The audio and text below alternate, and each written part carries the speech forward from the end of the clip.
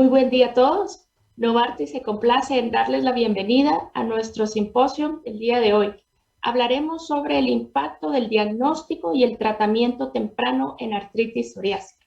Y para esto tengo el gusto y el honor de poderles presentar el día de hoy a nuestro speaker invitado, el doctor Javier Badía, que nos acompaña desde Costa Rica, que de hecho está cumpliendo sus responsabilidades, está de turno. Muchísimas gracias, doctor.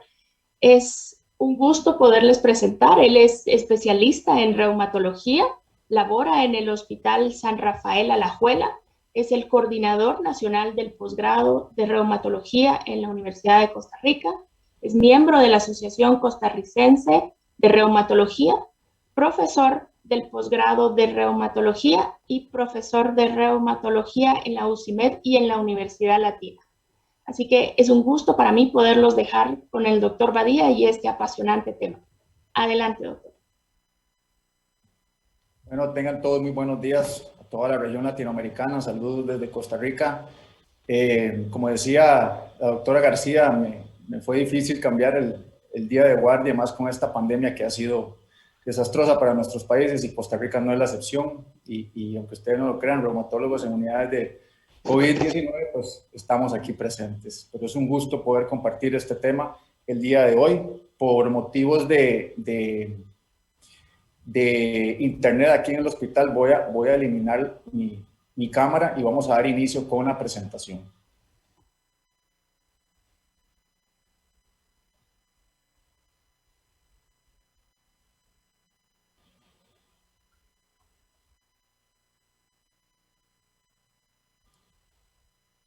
Muy bien.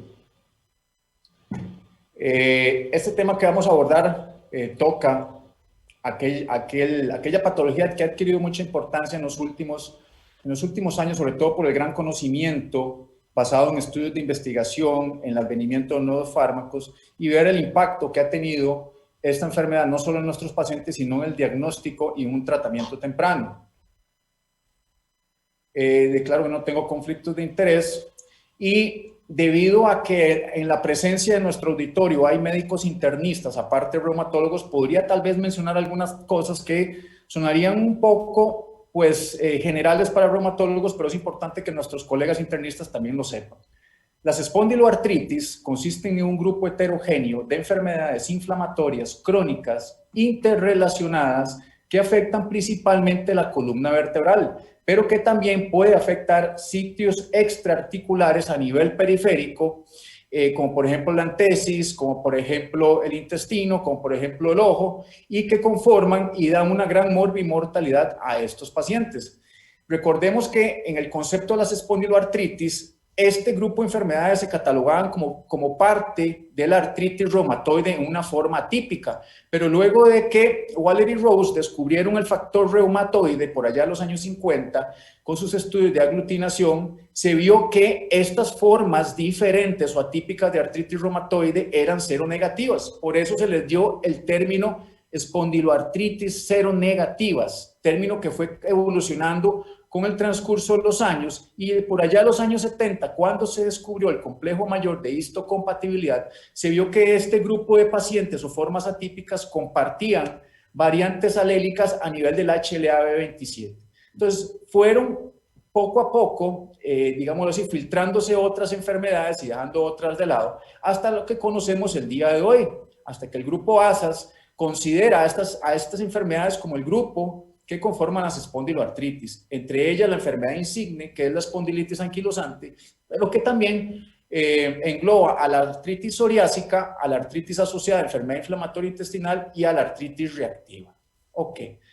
Tratando de mejorar y optimizar estos mecanismos de nomenclatura y clasificación, dividieron en dos grandes grupos a aquellas enfermedades que tenían un predominio por la afectación axial, tomando en cuenta lo que es la espondiloartritis axial no radiográfica y la espondilitis anquilosante, y aquellas que son el resto, porque tienen un predominio principalmente periférico, entre ellas la artritis psoriásica.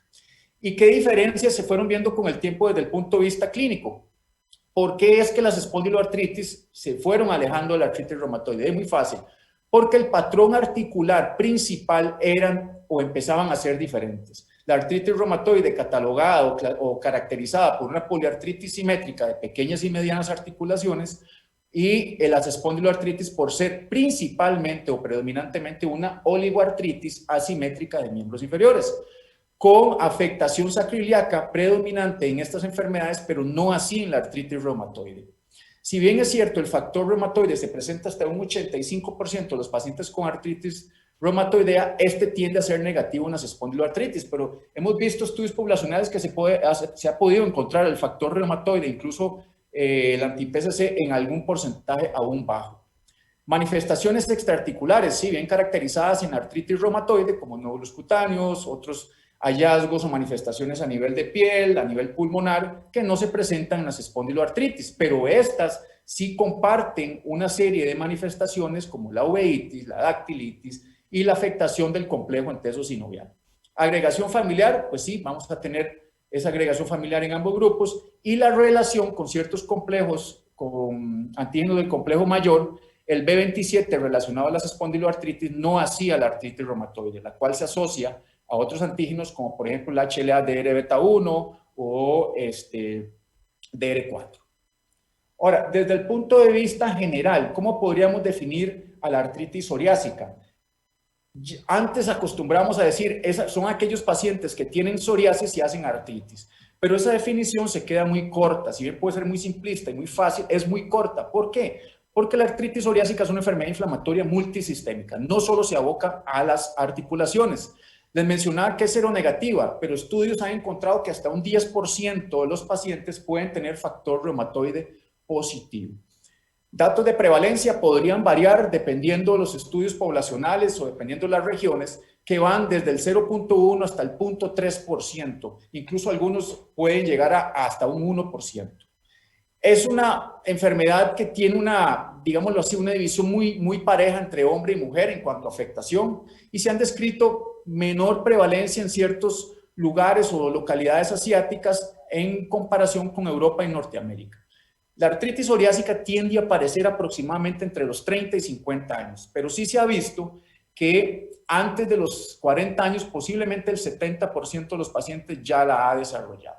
Ahora bien, este metaanálisis publicado en enero del 2019 tomó 266 estudios con casi 1 millón de pacientes y demostró que el 20% de los pacientes con psoriasis tendrán artritis psoriásica. Si esta psoriasis es severa, ese porcentaje puede aumentar hasta un 25%.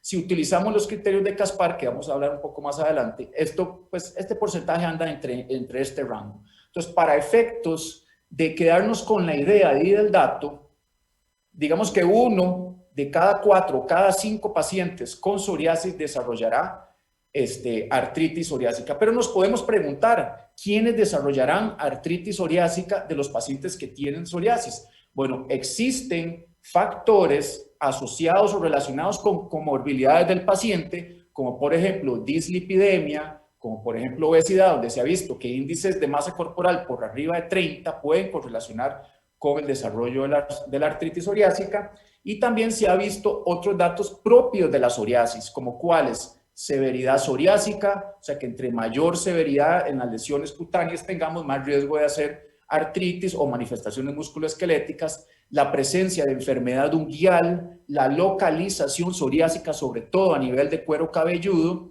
y cierta susceptibilidad genética relacionada con las vías del interferón y el factor nuclear kappa beta.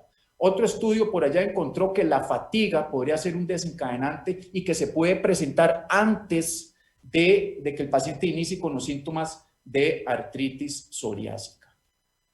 Ahora, ¿cuál es o cómo podríamos ver los estadios por los que transcurre el proceso de psoriasis a artritis psoriásica? En realidad, la secuencia exacta de eventos que llevan al inicio de la progresión a artritis psoriásica no está del todo claro. Se sugiere que la artritis es desencadenada por una interrelación compleja entre predisposición genética del individuo e influencias ambientales que inician una respuesta inmune que llevan a la llegada de células inflamatorias a zonas articulares, a zonas entésicas y a zonas extramusculoesqueléticas. Entonces, si vemos a aquel paciente que tiene psoriasis el tiempo que puede conllevar a que el paciente tenga una enfermedad clínicamente evidente, cumpliendo criterios CASPAR, puede conllevar entre 8 a 10 años.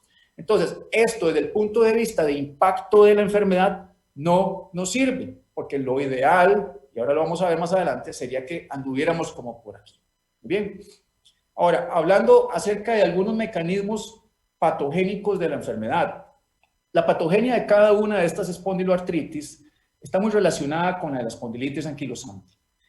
En la patogenia se incluye una serie de elementos dentro de los que se encuentran una base genética particular, interacción con la microbiota o microbioma, como quieran decirlo, intestinal, la participación de células linfoides y ciertas citoquinas proinflamatorias, estrés mecánico en sitios target específicos y otros aspectos ambientales.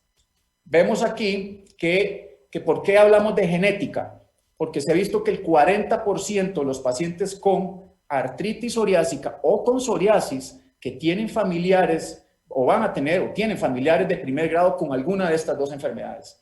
En estudios familiares se ha visto que, es 55% más probable que ocurran familiares de primer grado que en la población normal. Y vean ustedes que el primer estudio de gemelos que fue realizado en el 2008 encontró una mayor concordancia en gemelos monocigotos y ese porcentaje llega hasta un 35%. Y por último, un estudio publicado por Remy Pollock en el 2015 con casi 900 pacientes con familiares de primer grado de pacientes con artritis psoriásica, se vio que el 63% era alguno de los dos padres. O sea que si tenemos un paciente con artritis psoriásica y vemos que hay relación con alguno de sus familiares, en el 63% era uno de los dos. Y al comparar cuál de los dos, se veía que este porcentaje era mayor o hasta un 60% en el padre. Entonces se cree que, por estadística se ha visto, o se cree sí que el padre podría tal vez darle un poquito más de fuerza o de riesgo, de carga genética para que el paciente pueda desarrollar o vaya a desarrollar artritis psoriásica.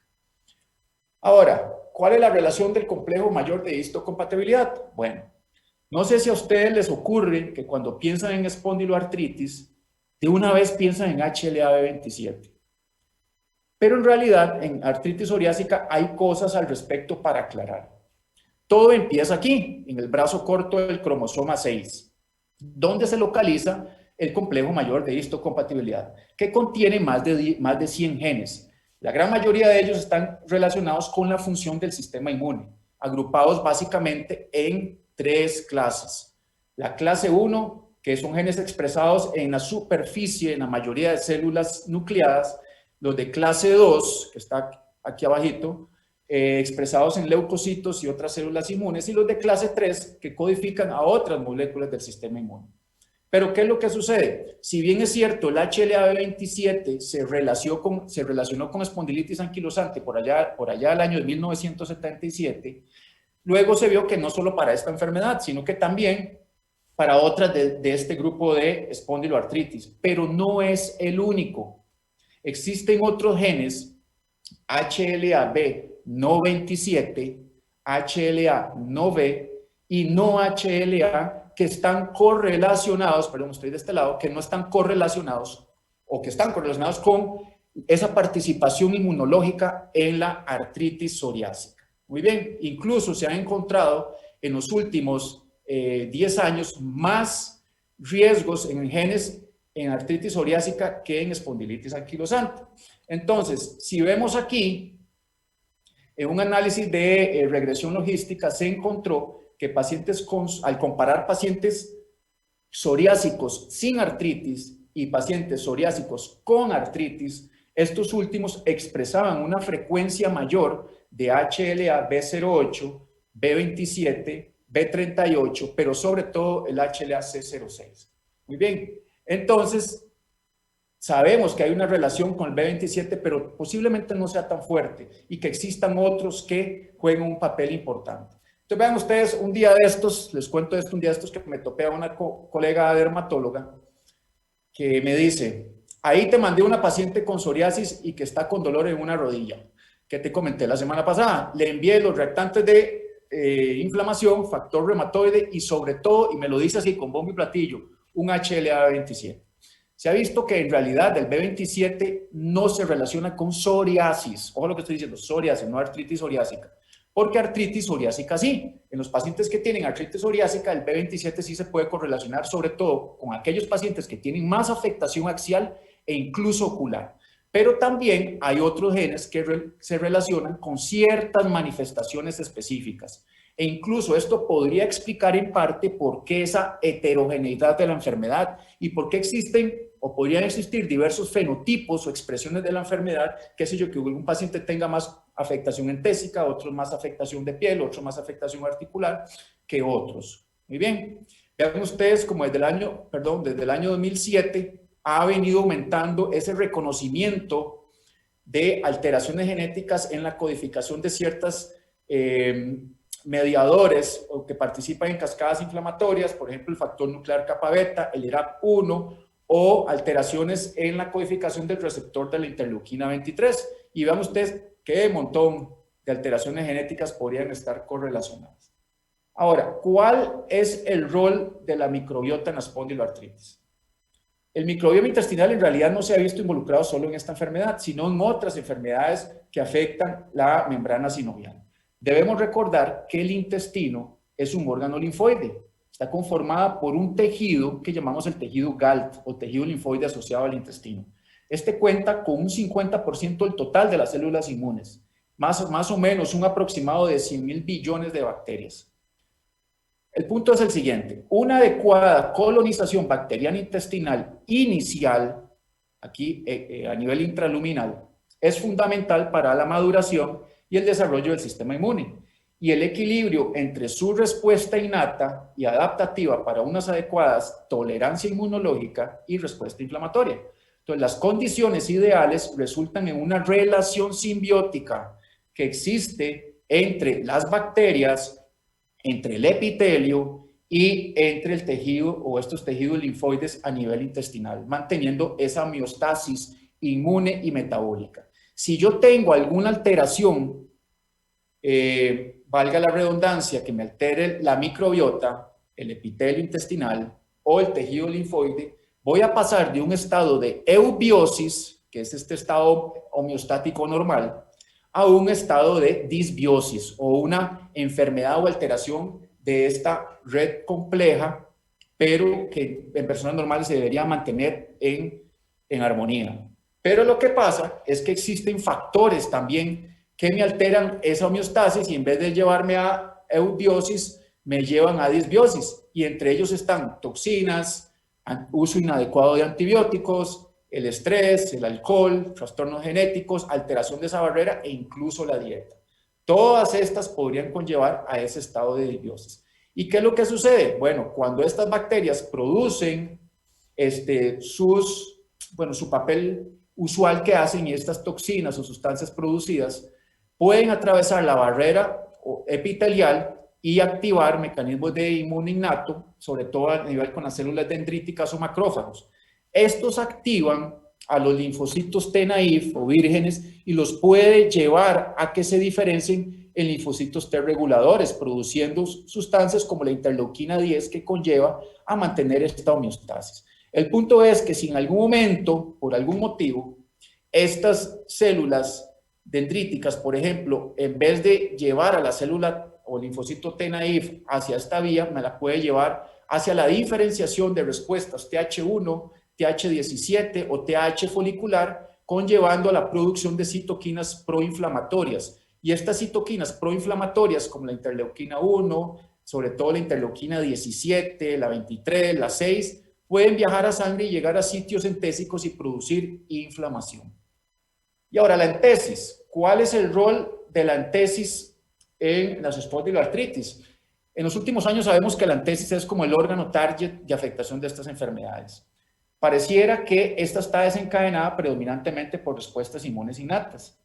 Observaciones clínicas mencionan que el estrés mecánico es un factor central en la inducción de entesitis. Por eso, si ustedes se preguntan por qué la afectación articular o entésica se presenta primordialmente en miembros inferiores, es porque a este nivel es donde hay más estrés biomecánico, es donde hay más trauma.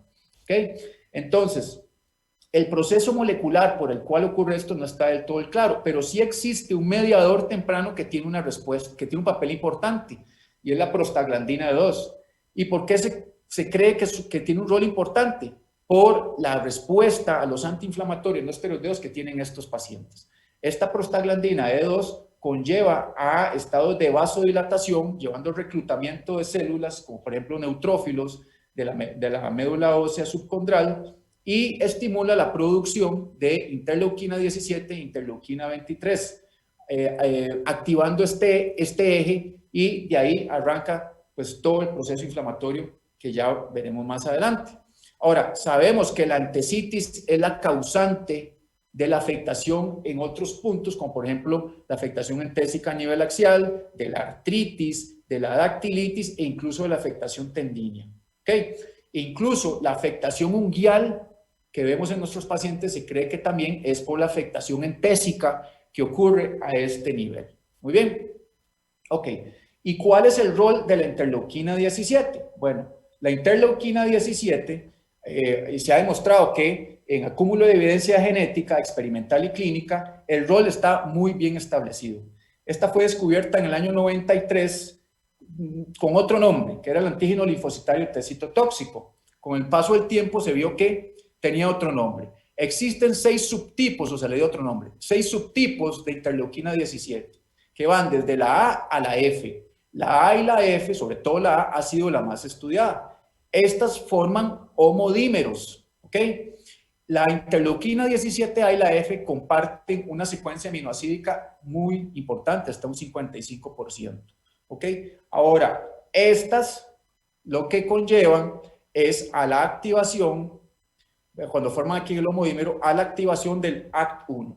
El ACT1 activa a su vez al TRAF6, activando otra serie de mecanismos o vías, como por ejemplo la vía de las MAP quinasas, la vía del factor nuclear kappa beta, llevando procesos de transducción y activación genética para la producción de citoquinas, quemoquinas, factores de crecimiento y metaloproteinasas de matriz. Muy bien, entonces, me devuelvo aquí.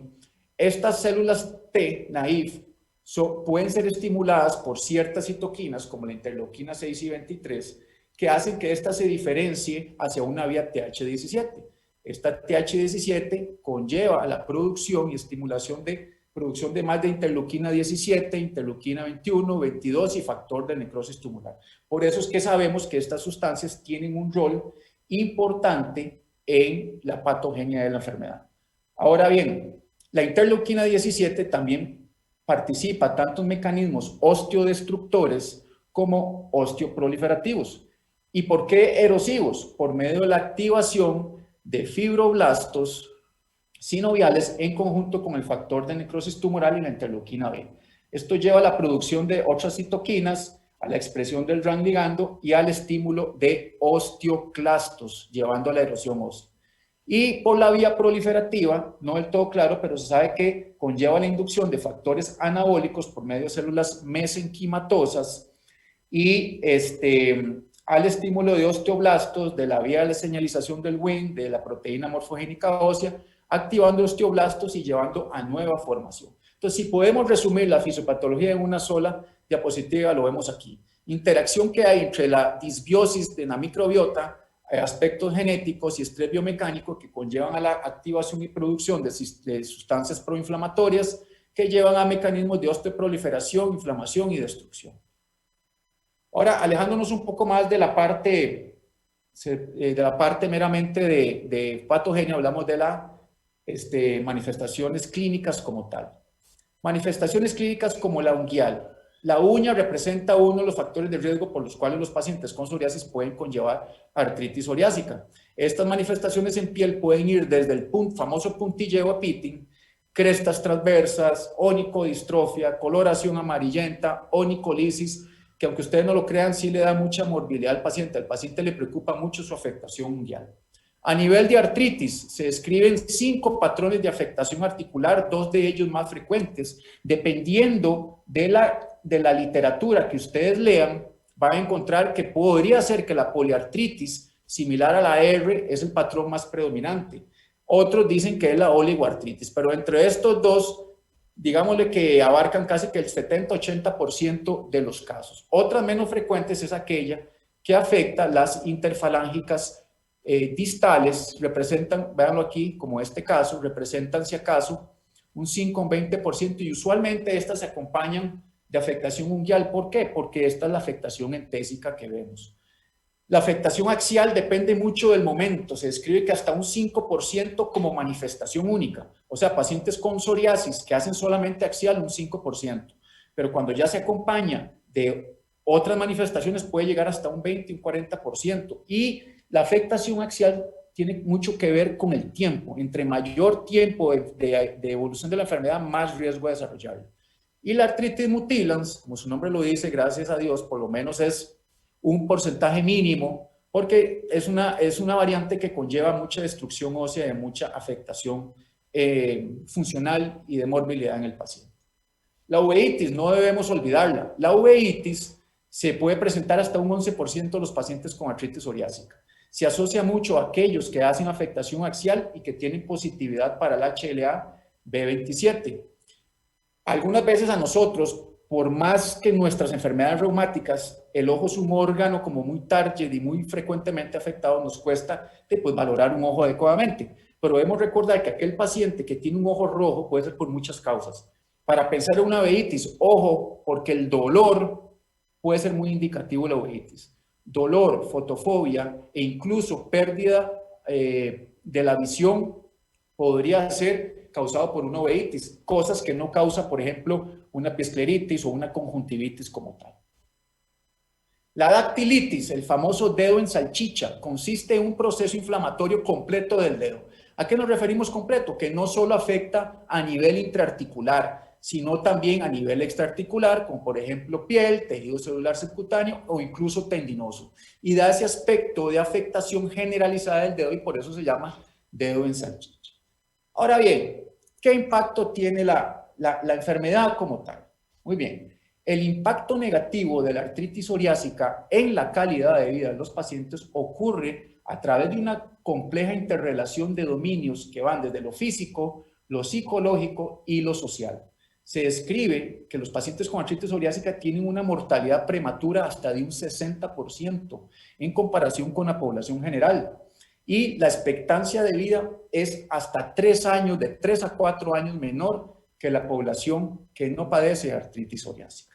Muy bien, entonces, cuando hablamos de calidad de vida o concepto de calidad de vida, esto va más allá de las manifestaciones físicas. Sino, no es solo eso, sino que también es el sentirse bien, es la autoestima, es la participación social y laboral, y que también involucra otros aspectos no relacionados meramente a salud, pero sí a lo que engloba seguridad económica, salud espiritual e incluso seguridad ambiental.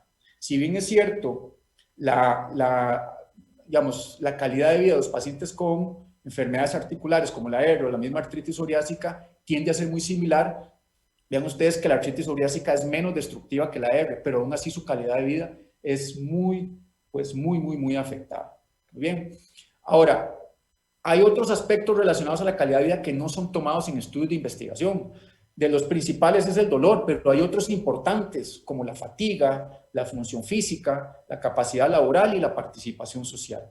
Vean ustedes que un estudio que tomó en cuenta pacientes con artritis reumatoide y artritis psoriásica en el momento de su diagnóstico y que eran severos, para poder llegar a una normalización en instrumentos de valoración de calidad de vida o muy cercano a la normalización, a la artritis reumatoide le costó más o menos unos 5 años, mientras que en artritis psoriásica fue mucho más tardío, o sea, se ocupó mucho más años. Ahora, ¿qué instrumentos utilizamos para valorar calidad de vida? Hay muchos. Unos que son generales, como el SF36, otros que son más específicos para artritis psoriásica y que muchas veces o se vuelven engorrosos realizarlos y no los tomamos en cuenta en la práctica clínica. Algunos de ellos pueden ser tomados en cuenta en estudios de investigación. Ahora bien, Los pacientes con artritis psoriásica sufren de un amplio rango de impactos psicológicos y estos van desde lo que respecta a trastornos del sueño, fatiga, estrés, depresión, cambios de conducta y ánimo y pobre imagen corporal. Siempre recuerdo el caso de un paciente que tuvimos nosotros en nuestra consulta que incluso llegaba a tener ideación suicida porque el grado de depresión que le causaba era muy, muy importante. Una revisión sistemática con 24 estudios, incluyendo 3.000, casi 32.000 pacientes, se estimó una prevalencia de ansiedad de un 33% y de depresión hasta de un 51%. Y esto es uno de los aspectos propios a tomar en cuenta para poder impactar en la vida de los pacientes. Intentar detectar este tipo de situaciones, a pesar de que nosotros no seamos tan expertos, pero esto impacta mucho en la calidad de vida. Vean ustedes que hasta un 50% de los pacientes podrían llegar a un estado de desempleo, o sea, perder su trabajo. Artritis psoriásica. La artritis psoriásica, imagínense que muchos de ellos requieren de una gran cantidad, incluso la psoriasis, doble de recursos para el control de su enfermedad y no solo citas médicas, sino tratamientos en comparación a otras enfermedades. Vean ustedes que la psoriasis corresponde o abarca el 25% de los costos por enfermedades de la piel. Ahora, ¿qué impacto tengo yo si yo le doy tratamiento de la enfermedad a estos pacientes? Se asocia con un 40% de mejoría en la discapacidad laboral a los 6 meses, estos sí se han manejado con biológicos. Y vean ustedes que el riesgo relativo de pensión por discapacidad, o sea, ¿cuáles pacientes tienen riesgo de tener una pensión por discapacidad? A 5 años, previo al diagnóstico, era de un 1,36, pero vean ustedes a 10 años, era de un 2,69. Entonces, esto es significativamente importante a tomar en cuenta. El punto es que no solo el impacto en la calidad de vida del paciente está relacionado a lo que respecta a aspectos propios de la enfermedad, sino a esto que muchas veces lo dejamos de lado y son las comorbilidades. En una base de datos en los Estados Unidos que tomó pacientes desde el 2007 al 2018, encontró prevalencias significativas de diversas comorbilidades, como por ejemplo aquellas enfermedades que tienen que ver con el riesgo cardiovascular, e incluso pueden haber otras, como por ejemplo hiperuricemia, que se asocia sobre todo a pacientes que tienen placas psoriásicas extensas.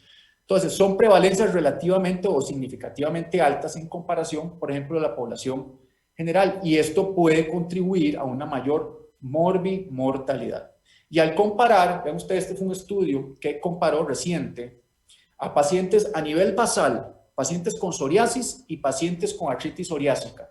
A nivel basal, ambos tenían datos muy similares en cuanto a prevalencia de todas estas comorbilidades, pero a una brecha de 5 años o a un lapso de 5 años, esa diferencia entre artritis psoriásica y psoriasis se magnificó, siendo mayor en artritis psoriásica. Entonces, esto es algo que tiene mucho que ver con no solo las manifestaciones que afectan la calidad de vida del paciente, sino también sus comorbilidades. Muy bien. Y hablando un poco acerca del diagnóstico, primero el diagnóstico lo más temprano posible. Si recordamos que el 80%, 80-85%, por ahí anda más o menos, de los pacientes con artritis psoriásica abren primero con la afectación cutánea y luego hacen la afectación articular o musculoesquelética, un 15% hacen lo contrario. O sea, primero abre la afectación musculoesquelética y hasta un 5-10% pueden abrir al mismo tiempo. Ok, vean ustedes, esto fue una frase de Molly Wright desde los años 70. A aquellos pacientes que tienen psoriasis y que desarrollan una artropatía inflamatoria, posiblemente la causa más frecuente va a ser artritis psoriásica. Ojo, porque les aseguro que ustedes tienen, colegas reumatólogos, tienen pacientes que pueden tener psoriasis y tienen artritis reumatoide también. Y muchas veces eso no es fácil diagnosticar. Pero ¿qué pasa con un retraso en el diagnóstico? Claro, un retraso en el diagnóstico está bien esclarecido en pacientes que tienen artritis psoriásica. Veo una base de datos en el 2015 en el Reino Unido demostró que pacientes que iniciaron los síntomas fueron diagnosticados en promedio 29 semanas después del inicio de los síntomas. E incluso al hacer una comparación con pacientes con artritis reumatoide se vio que ese tiempo era mayor en artritis psoriásica que en artritis reumatoide. Ahora, otro estudio a nivel de Reino Unido, en el 2013, se vio que este retraso de 12 meses en el diagnóstico conllevó a un deterioro de la función física a 10 años, aún el paciente iniciando el tratamiento. Otro estudio en Irlanda, un retraso en el diagnóstico de 6 meses desde el inicio de los síntomas, se correlacionó con mayor enfermedad erosiva periférica y mayor compromiso funcional físico. Entonces, de que tenemos evidencia de que el retraso en el diagnóstico tiene un impacto, sí. Por eso es importante diagnosticarlo y más temprano. ¿Y cómo hago para diagnosticar? Esta diapositiva ya la habíamos visto.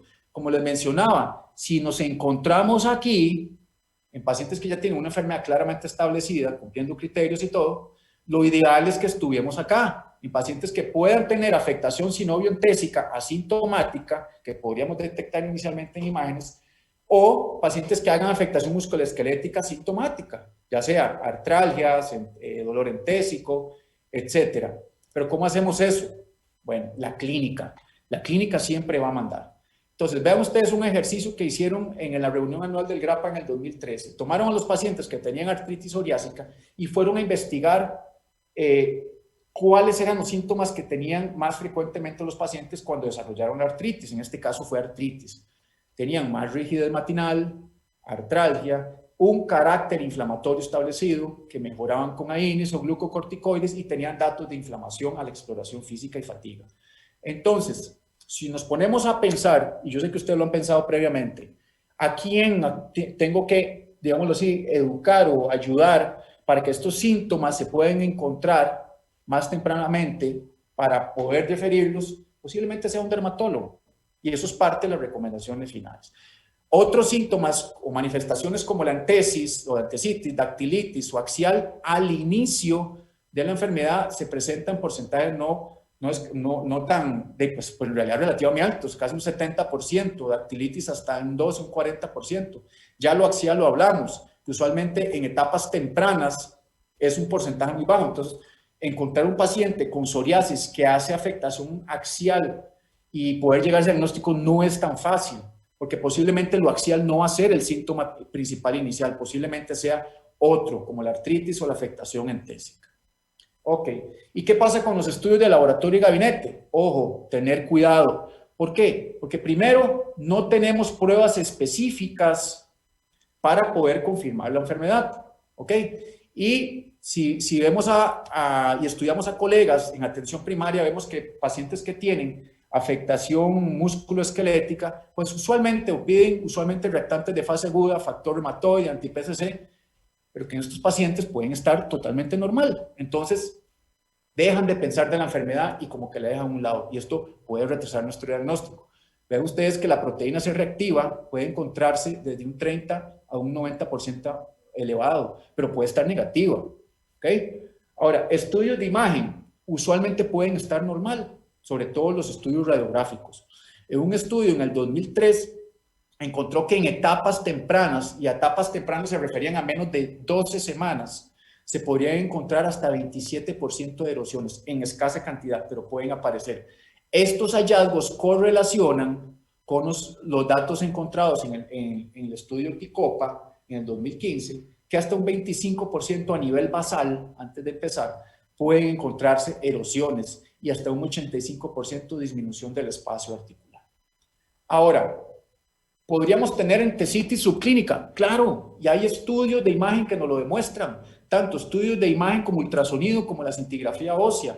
Este estudio, esto fue en Italia, en el 2008, de Rafael Scarpa, de 47 pacientes que tenían artritis psoriásica temprana, definida por 12 semanas, se les valoró tanto clínica como imagen. Y se encontró que obviamente los pacientes que tenían o en los datos de valoración de las imágenes por ultrasonido, la cintigrafía, más hallazgos patológicos en relación a la exploración clínica.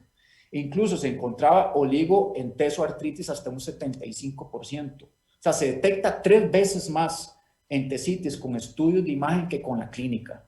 Entonces, aquí es donde podemos pensar, para un diagnóstico temprano, bueno, los estudios de imagen nos pueden servir y de hecho nos sirven de una manera significativa. Los criterios Caspar, bueno, los famosos criterios Caspar fueron postulados en el 2006. Anterior a eso, los criterios que se utilizaban eran los criterios de Molly-Wright, pero los de Molly-Wright tomaban en cuenta lo que era psoriasis, factor reumatoide y si tenía artritis o no. Dejaba de lado las otras manifestaciones musculoesqueléticas. Pero estos criterios lo que vino a tomar es, o su función es, ver a aquellos pacientes que tienen psoriasis y cuáles posiblemente pueden tener una afectación musculoesquelética para ser catalogados artritis psoriásica. Entonces, en aquellos que tienen psoriasis y tengan manifestaciones, sea artritis, entesitis, espondilitis y 3 o más de estos. Yo podría tener perfectamente un paciente con factor reumatoide positivo y cumplir estos criterios. Obviamente, los criterios Caspar tienen una sensibilidad muy alta, pero sobre todo en aquellos que tienen una enfermedad bien establecida. En etapas más tempranas, este porcentaje podría disminuir entre un 85 y 87%. Se han creado instrumentos de tipo cuestionario para poder detectar aquellos síntomas que nos den alerta de una alarma de que un paciente posiblemente pueda tener afectación de artritis psoriásica o afectación musculoesquelética.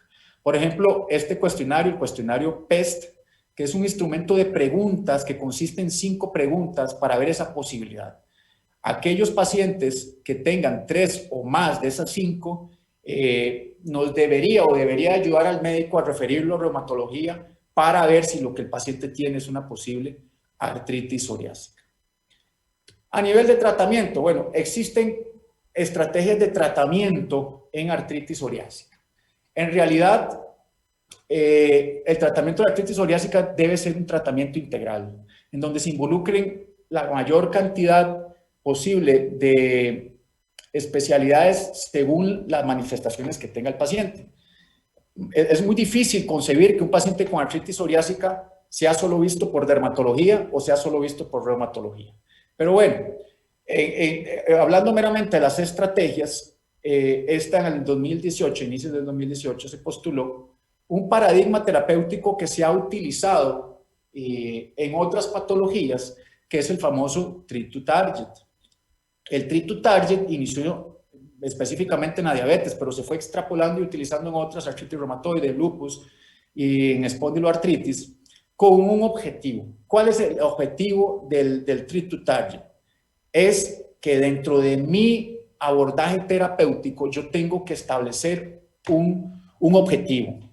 ¿Okay? Y el objetivo en estas es muy compartido en relación a definición y ese objetivo es llegar a la remisión de la enfermedad con la posibilidad de llegar a mínima actividad de la enfermedad.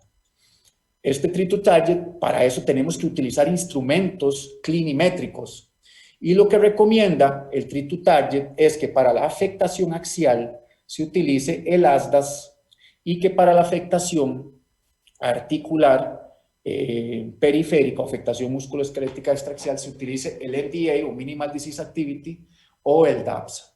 ¿Okay?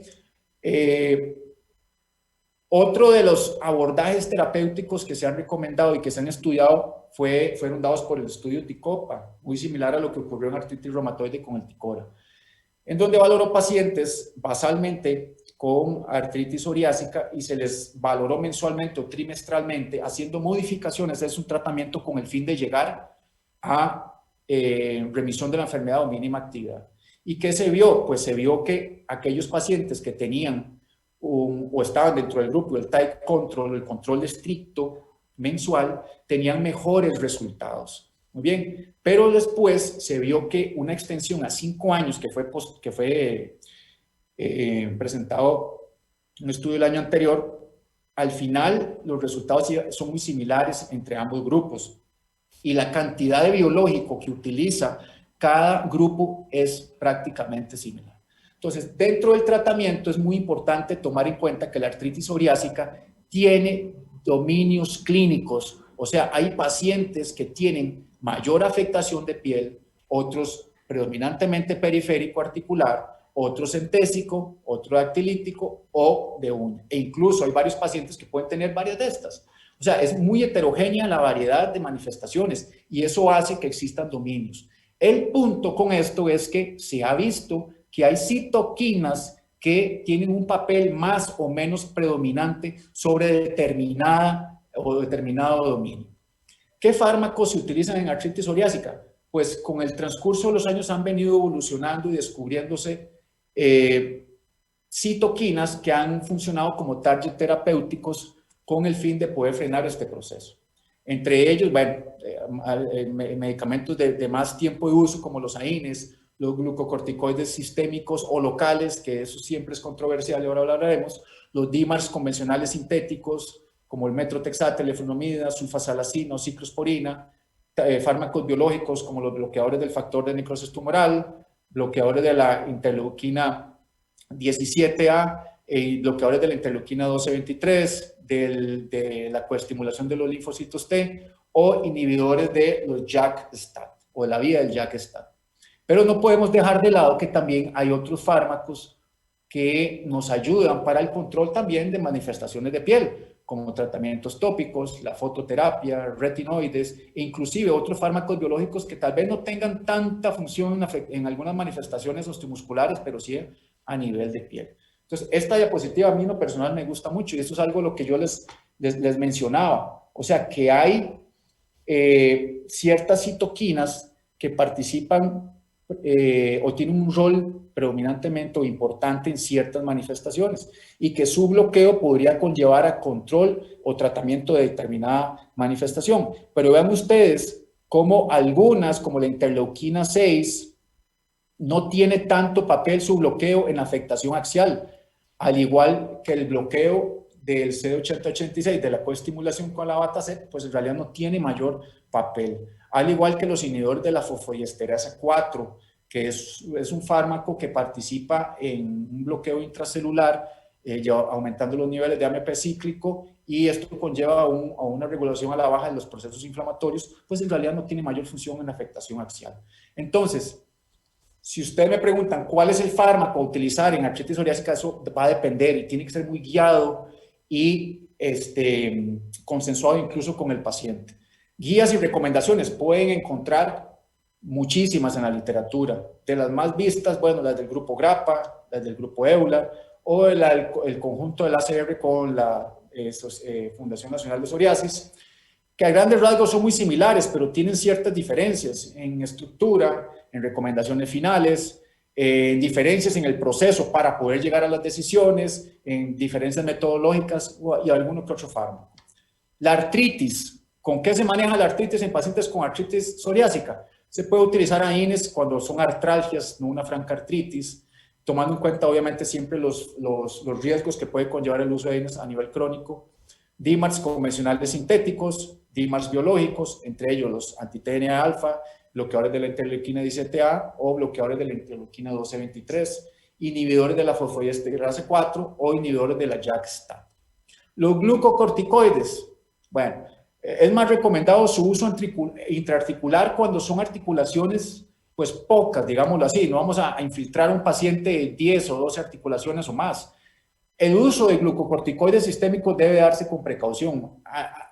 En realidad la evidencia clara como que más o menos, ¿verdad? A uno no le gusta utilizar glucocorticoides sistémicos como lo utilizamos en otras enfermedades como lupus, como por ejemplo la misma artritis reumatoide, que si bien es cierto, con el paso de los años se ha recomendado utilizarlo en la menor dosis posible, en la menor cantidad posible, pues en artritis psoriásica es más importante. Entre menos glucocorticoides sistémicos utilicemos mejor. Y sobre todo si el paciente se relaciona con otras comorbilidades, como por ejemplo diabetes mellitus.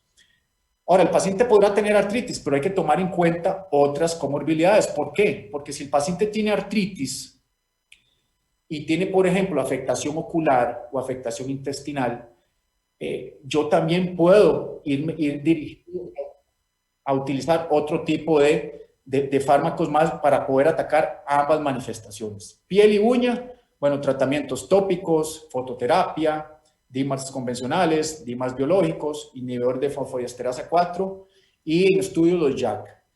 Pero hay otras manifestaciones donde hay fármacos que no tienen mayor función, como por ejemplo la entesitis, en donde los DIMARS convencionales sintéticos no se ha visto que tengan respuesta. Y a nivel axial, por ejemplo, los inhibidores de la interleuquina 12-23, inhibidores de la fosfodiesterasa 4 o los DMARDs convencionales sintéticos no tienen papel en el tratamiento a nivel de esta manifestación. Lo mismo que la dactilitis, se puede utilizar infiltración local, convencionales sintéticos, biológicos, fosfodiesterasa 4 y en estudios los JAK. Pareciera que sí. Ahora, no es mi intención hablar de las recomendaciones puntuales como tal. Nada más les menciono las guías EULAR del 2019 que trata o va basada en 4 fases dependiendo de las manifestaciones que tenga el paciente. Me quedo aquí, disculpen, me quedo por aquí porque aquellos que tengan afectación articular y han fallado, ¿verdad? Sobre todo si son pocas articulaciones, iniciarle con DMARDs convencionales sintéticos y si el paciente no logra llegar a ese control de enfermedad, ya sea por tritutalle, pues iniciar con un fármaco biológico, sea TNF o inhibidor de la interleuquina 12-23 o inhibidor de la interleuquina 17. Muy bien. Otros fármacos sí han tenido un papel tal vez no tan preponderante como los inhibidores de la fosfodiesterasa 4, que los deja pues un poco más rezagados y posiblemente los JAK puedan tomar en algún día, algún futuro, un papel o pueden pasar a esta fase 3, por ejemplo, si los fármacos biológicos están contraindicados. A mí en lo personal me gustan mucho las recomendaciones de GRAPPA porque los divide según el dominio afectado. Ahora, ¿qué pasa si usted me dice, doctor, pero qué pasa si el paciente tiene artritis y dactilitis? ¿Cuál fármaco utilizar? Pues en realidad se varía dependiendo de cuál dominio es el predominantemente afectado y tratar de buscar la opción con el paciente siempre y cuando pueda abarcar ambas manifestaciones. Y algo muy importante que no podemos dejar de lado ya para terminar es que estos pacientes no podemos olvidar el manejo de sus comorbilidades, el riesgo cardiovascular que tienen, la afectación ocular, la osteoporosis, la esteatosis hepática, la diabetes, ni qué decir del estado psicosocial que ya hablamos exhaustivamente, enfermedad renal inclusive, conllevan a una comorbilidad importante y debemos también tratarla. Como conclusiones, si bien es cierto el campo de la artritis psoriásica ha evolucionado en las últimas 2 décadas, muchas cosas quedan por saber. El rol de la genética, la exposición ambiental e infecciones en el inicio de la enfermedad en teso sinovial tienen un papel muy importante que debemos dilucidar más. El papel de las células inmunes. Y tenemos múltiples retos en el campo clínico. Por ejemplo, caracterizar factores asociados con el desarrollo de la enfermedad en psoriasis, la definición de un estado, por ejemplo, podríamos hablar de, por ejemplo, artritis psoriásica preclínica, el timing adecuado de inicio de inmunomoduladores, otras estrategias preventivas, la importancia de los hallazgos radiológicos en pacientes con psoriasis que no tengan manifestaciones musculoesqueléticas, cuál es el verdadero papel, la distinción de diversos fenotipos de artritis psoriásica, el uso de biomarcadores que no solo me sirvan para diagnóstico, sino también para detectar riesgo de progresión o respuestas a tratamiento. Entonces, retos para el dermatólogo y el reumatólogo. Yo creo, soy fiel seguidor de que debemos de crear clínicas. Yo creo que la creación de clínicas con las especialidades que tengan que ver con estas manifestaciones es muy válido, pero principalmente dermatología y reumatología. Muy bien, porque esto sí nos puede tener un impacto en el diagnóstico temprano y ni qué decir en el tratamiento. ¿Ok? Y por último, como les mencioné anteriormente, no olvidar las comorbilidades. Creo que aquí he terminado termino mi presentación. Ante todo, les agradezco su atención.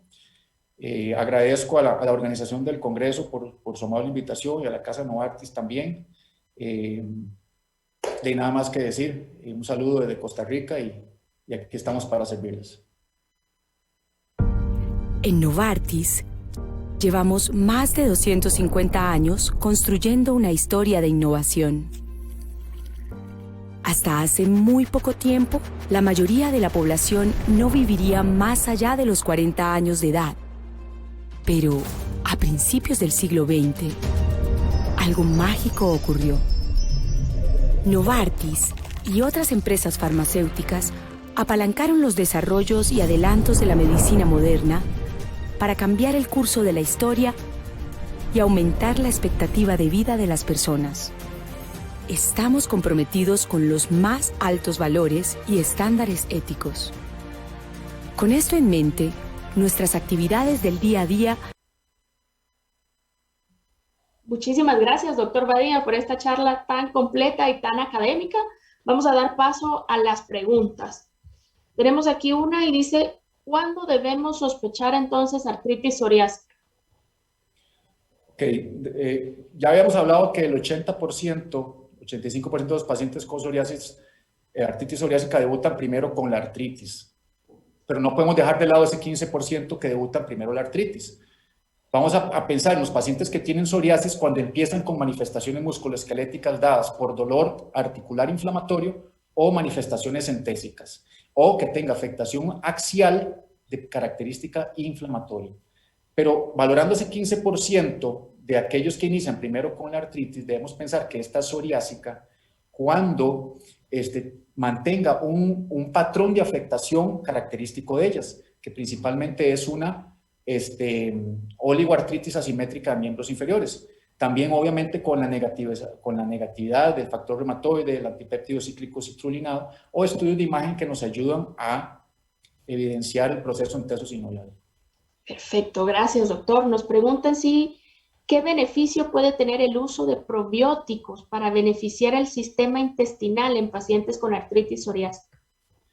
Bueno, buena pregunta, suena muy lógico, ¿eh? Suena muy lógico hacer ese recambio de microbiota intestinal para poder hacerle digámoslo así, un reset a la microbiota y que esto conlleve a ese estado de homeostasis inmunológico. Sí se dio un estudio que se realizó utilizando, digámoslo así, colocación de material fecal con el fin de cambiar esa microbiota, pues en realidad no se vio que tuviera mayor resultado. Pero que yo conozca de evidencia con estudio de probióticos, pues en realidad no. Mucho, al menos no está recomendado en las guías, pero si ustedes lo piensan desde el punto de vista fisiopatológico, suena, o sea, tiene sentido, pero en realidad como que vaya a tener evidencia, ahorita no. Muy bien, tenemos por aquí otra pregunta, tal vez esté un poquito complicada local, pero tal vez a nivel Latinoamérica. Dice, ¿qué estudios disponemos en nuestro medio para el análisis de microbiota y microbioma intestinal? Otra vez, no oí, perdón. ¿Qué estudios se disponen para el análisis de la microbiota intestinal? Bueno, es complicado. Algunas veces el estudio de la calprotectina nos ayuda a evidenciar inflamación a nivel intestinal, pero a nivel de qué tipo de microbiota, en realidad yo no conozco. Y además no creo que eso vaya a ser útil a nivel clínico, definitivamente. Perfecto. Dice el doctor Juárez, ¿cuál es la prevalencia de artritis psoriásica por grupo de edad? Por grupo de edad, pues en realidad no quiere decir que entre mayor sea la persona, más riesgos. Lo que sí se sabe es que el 70% de los pacientes que hacen artritis psoriásica es antes de los 40 años. Entonces, por ahí, entre los 30 y los 50 es cuando más va a debutar la enfermedad. E incluso aquellos pacientes que debutan, igual tenemos artritis psoriásica en gente joven, en adolescentes, pero como que esa línea que vemos como por ejemplo en la artritis reumatoidea que va aumentando de 50, 60 y llega a los 70 y se detiene y después disminuye, no está del todo clara en artritis psoriásica, pero sí debemos verlo como parte de ese grupo etario entre los 30 y los 50 años. Perfecto, doctor, gracias. Dice, en pacientes con PASI alto, el uso de esteroides está recomendado, además de compromiso articular importante. En estos pacientes se puede usar azatioprina como ahorrador de esteroide. En paciente con artritis, pues existen otras oportunidades terapéuticas que pueden ser bastante efectivas. Si no se dispone de otras, pues de ahí, pero así como que sean recomendadas por guías, no. En realidad no, es preferible utilizar otras que ya tenemos y que están disponibles fácilmente. Muy bien, y entonces tenemos otra pregunta por aquí y dice, de iniciar con metrotexato, ¿cuál sería la dosis y por cuánto tiempo se debería de indicar? Ok, en realidad no está esclarecida la dosis que se debe utilizar. Mucho lo que hacemos en las dosis con metrotexate en artritis psoriásica obedece a lo que hemos visto o hemos tenido experiencia, no solo en estos pacientes, sino en artritis reumatoide, porque se puede iniciar perfectamente con dosis que van desde 10 hasta 15 miligramos. Obviamente tenemos que tener en cuenta algo. Aquel paciente que tenga artritis psoriásica puede tener una enfermedad cutánea severa y afectación musculoesquelética leve, a como podemos tener pacientes que tienen una afectación cutánea muy leve, pero musculoesquelética severísima. ¿Okay? Pero en realidad como que hayan estudios que me digan, esta es la dosis más efectiva y con la que debemos iniciar, no lo hay. Usualmente vamos entre 10 y 15 miligramos y ahí se va tolerando. ¿Y por cuánto tiempo? Pues el tiempo que el paciente lo amerite, siempre y cuando valorando todo aquello que hacemos con el metrotexate, valorando hemogramas, pruebas de función hepática, otros efectos secundarios, etc. Perfecto, doctor. Tenemos tiempo para una pregunta más y dice, considerando que la entesis es clave para el desarrollo de estas enfermedades, ¿cada cuánto debemos evaluar las entesis y cómo se hace? Ok, buenísima la pregunta, porque si tenemos impacto en eso, estoy seguro que tenemos impacto en el diagnóstico. Si a nosotros como reumatólogos nos cuesta muchas veces valorar la entesis y que los estudios de imagen, principalmente la ultrasonografía, nos ayuda mucho a detectar la entesopatía inflamatoria, ojalá esto se pueda explorar a los dermatólogos. Enseñarle a un dermatólogo, con todo el respeto que tiene, enseñarle a valorar dolor articular inflamatorio, entésico y más imágenes es muy complicado. Muy complicado. ¿Cuándo lo debemos hacer? Cuando sea necesario. ¿Por qué? Porque desde el punto de vista ultrasonográfico eso puede variar. Pero para eso, en los últimos años muchos se han hecho grandes expertos en el uso de la ultrasonografía. Ahora, algunos dicen, ¿cuándo debo yo aplicar el cuestionario PEST? Que tal vez desde el punto de vista clínico le sirva más a un colega dermatólogo, a un colega internista. Lo que ellos recomiendan es entre 6 meses a un año, por lo menos. Perfecto. Muchísimas gracias, doctor, por haber compartido con nosotros. Gracias en nombre de Novartis a todos los que nos han acompañado el día de hoy. Les deseamos un muy buen día. Buen día a todos, un saludo desde Costa Rica.